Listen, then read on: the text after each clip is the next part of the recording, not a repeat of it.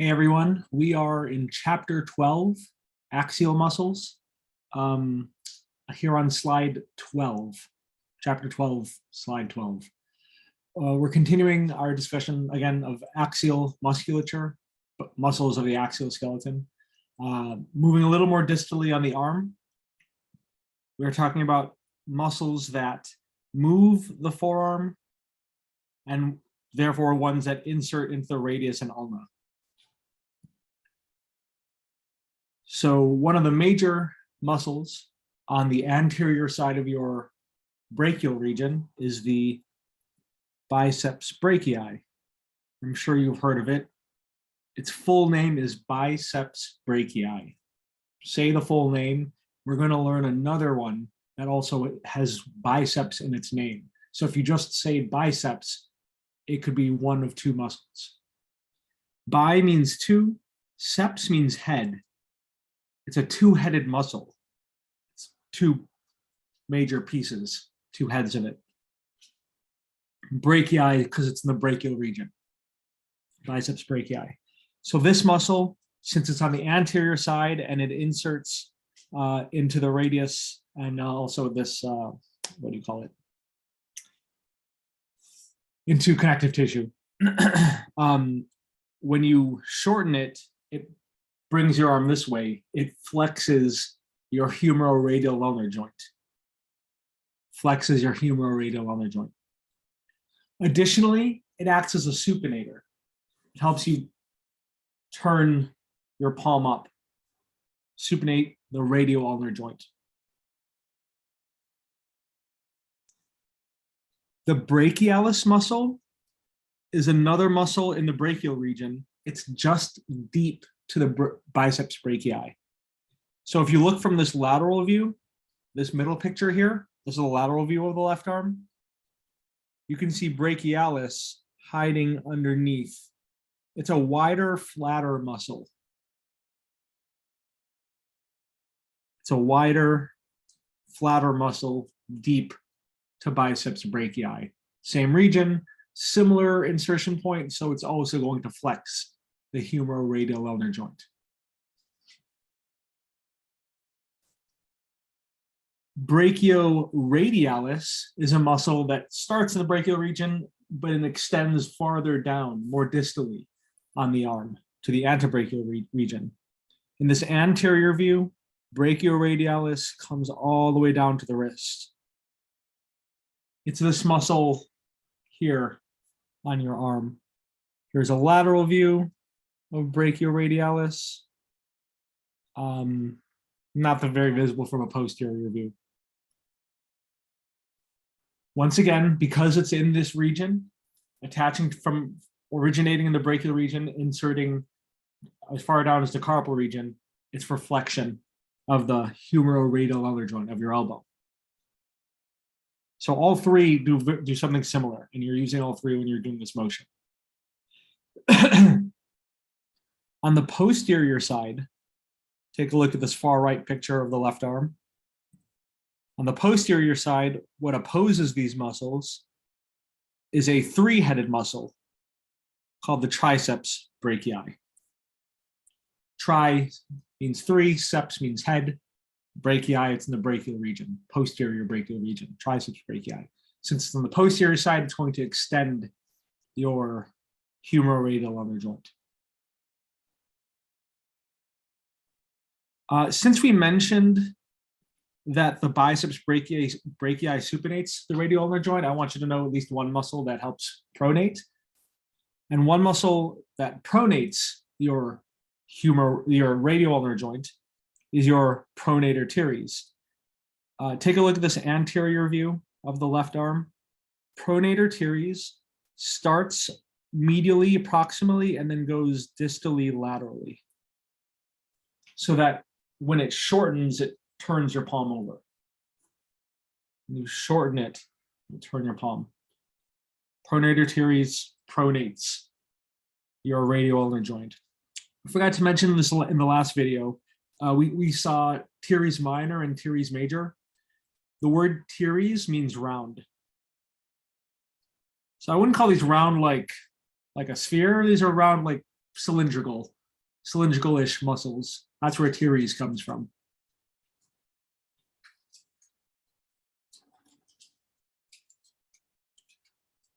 Some exercises that you can do to work out these muscles, since all three biceps brachii, brachialis, brachioradialis are all for flexion. You can do this any type of bicep curl, but this curling motion, this flexion of the humerolateral joint is going to work those muscles. Extension, there's many ways to do extension with your arms, but with your humerolateral joint, but this motion, starting with your arms bent and then straightening out, that's extension of the humerolateral joint. Supination, pronation, you can put a weight in your hand or not and supinate and pronate, and that will work out your pronator teres. Supination would work out your biceps brachii, as well as other muscles that we haven't discussed.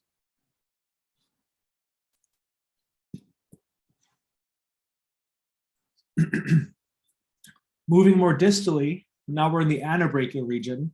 If we attach here around the elbow, attach here around the elbow and insert towards the carpals, metacarpals, and phalanges, we're going to be either flexing or extending the hand. Flexion or extension of these intercarpal, carpal metacarpal joints. On the anterior side, there are three major muscles that I'd like you to know. They're fairly superficial. There are deeper, smaller ones, but so looking at this picture, this is a left arm anterior view. So here's the palm, here's the thumb, the pollex. The Brachioradialis, which is not shown here, would be right here. Brachioradialis is removed, but it would be right here. So what we can see here is also the pronator teres. You can see that right here. What we can see here is this muscle on the thumb side, on the lateral side. This muscle is the Flexor Carpi Radialis. Flexor Carpi Radialis. It flexes the wrist, and it's on the radial side. Flexor Carpi Radialis. The one in the middle, slender one, its tendons go all the way down to the phalanges. You see how it branches? This middle one is the Palmaris Longus. It's going to the palm, and it's got a really long tendon. That's why you put the longus there. It's got a very long tendon. Palmaris Longus. You can see the tendon of Palmaris Longus. If you look at my camera, it's this middle tendon right here. Interesting fact, there's a smallish percentage of people, I forget the exact number, 10, 15%, who don't actually have this muscle. It's not that big a muscle. If you don't have it, it's not a big deal. You've got these other muscles that do exactly the same thing. But yeah, that's the tendon for it if you have it. And then on the ulnar side,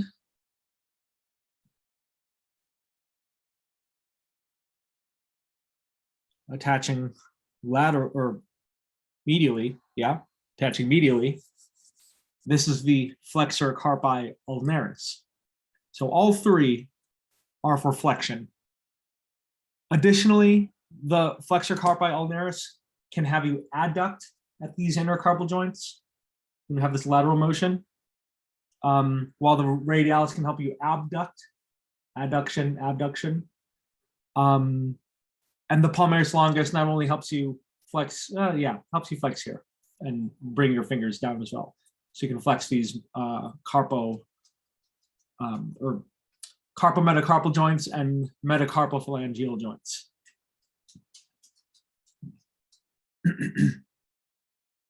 There is a piece of connective tissue not shown. Is it shown here? Let me erase this.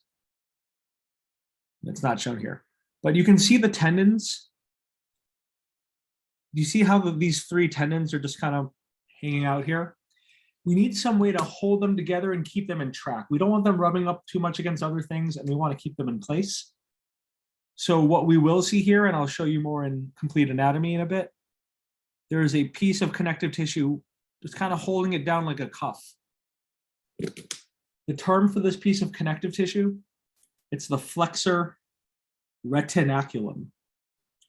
Flexor Retinaculum. It holds the tendons of your flexor muscles in place. You can, of course, work out these flexors by flexing your wrist. This motion right here.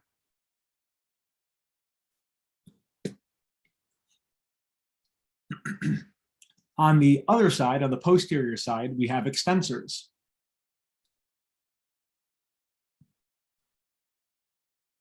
Once again, for frame of reference, here's a Brachioradialis.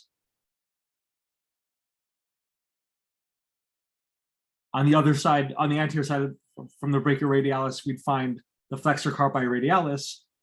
On the posterior side, we're going to find the Extensor Carpi Radialis Longus. Very long name. The reason for this is because there is a Radialis brevis. Longus means long tendon, brevis means short tendon. Brevis, brief, short. So I'd like you to know the longus. I'm not going to test you on brevis. It extends the wrist on the radial side, Extensor Carpi Radialis, and has a long tendon, longus. In the middle, let me redraw this in this fully lateral picture. In the middle, we have a muscle that also goes down and branches to the fingers, to the phalanges. We saw this on the anterior side, that was Palmaris Longus. On the posterior side, it's the Extensor Digitorum. It extends your digits. You extend the intercarpal joints, carpal joints, metacarpophalangeal joints. You get extension. And then fully lateral, not fully lateral, but more lateral than those, you have the Extensor Carpi Ulnaris. Extensor Carpi Ulnaris can help you adduct because it's lateral, while Extensor Carpi Radialis can help you abduct because it's, did I say that right? No. Extensor Carpi Ulnaris can help you adduct because it's medial. There we go. Extensor Carpi Ulnaris can help you adduct because it's medial. Extensor Carpi Radialis Longus can help you abduct because it's lateral. And just like what we saw on the anterior side, there is a Flexor Retinaculum. Here we have an Extensor Retinaculum. This band of tissue holding the tendons down. That Flexor Retinaculum, you can see right here.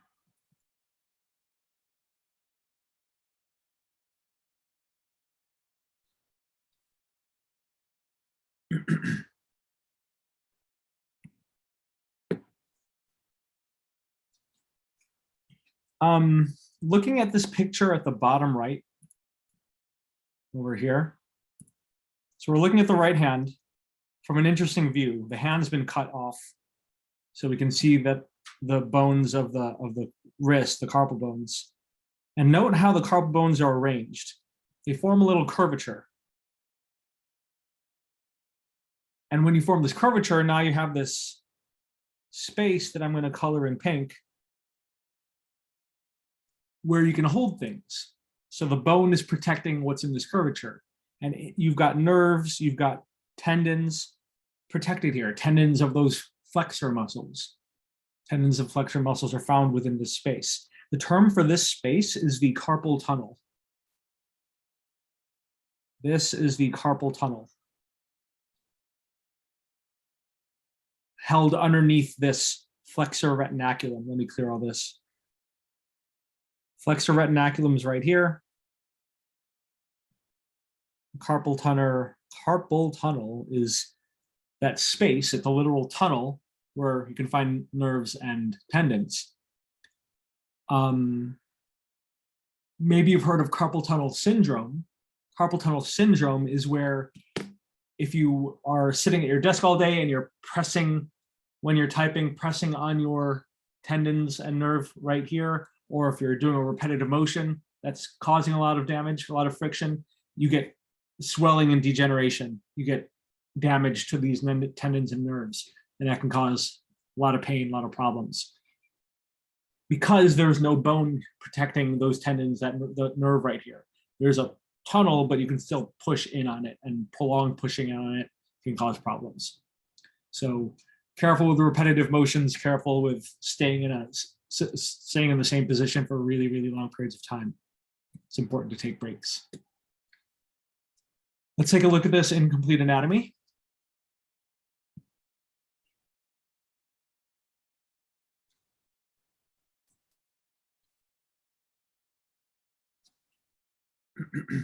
On the left side of this body, here on the left side of the body, we've already removed the deltoid. So you can better appreciate the biceps brachii, how there's two heads.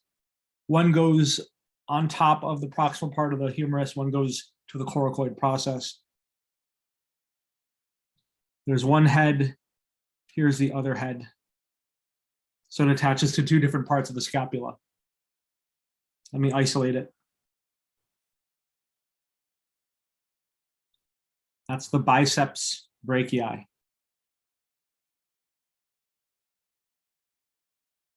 Brachialis is deep to it. So look from a lateral view, you can see this muscle a little bit deeper. That's brachialis. See, it's hiding in this view a little bit. Can't really see it. If I isolate it, it's hiding underneath biceps brachii. It's wider and flatter, smaller, wider and flatter.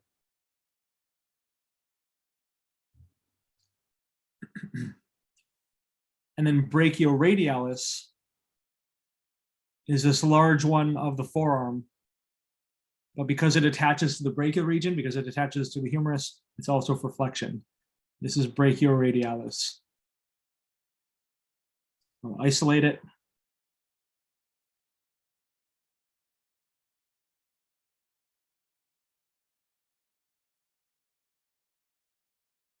Those are all for flexion of the humeroradial ulnar joint. For extension, we go up. More proximally, here's the triceps brachii. You can only see two heads right now. There's one head hiding underneath it. So if I isolate this, you can see a third head there in the middle. Posterior view of triceps brachii.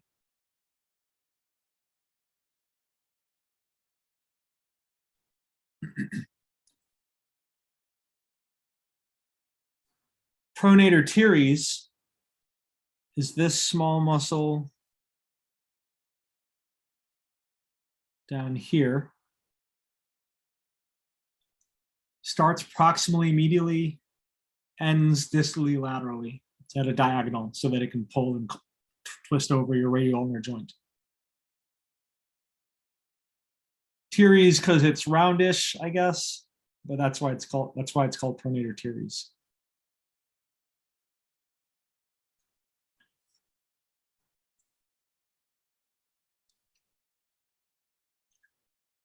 Looking at more flexor muscles, I like to use the brachioradialis as a frame of reference. So once again, here's brachioradialis. Look at the tendon of brachioradialis. It goes very, very lateral. The tendon goes very lateral for brachioradialis. The next major muscle medial of brachioradialis is, from this anterior view, is flexor carpi radialis. That's flexor carpi radialis. Look for the next one, look for the tendon going to the palm. The tendon goes in the middle. See the tendon going in the middle there? This is Palmaris longus. And then the most medial one here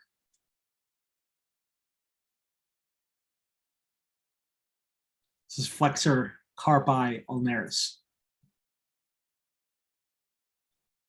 Going back to Brachioradialis, again, I like this as a frame of reference because you can see it from this anterior view. You can see it from a lateral view. You can kind of see it from a posterior view as well.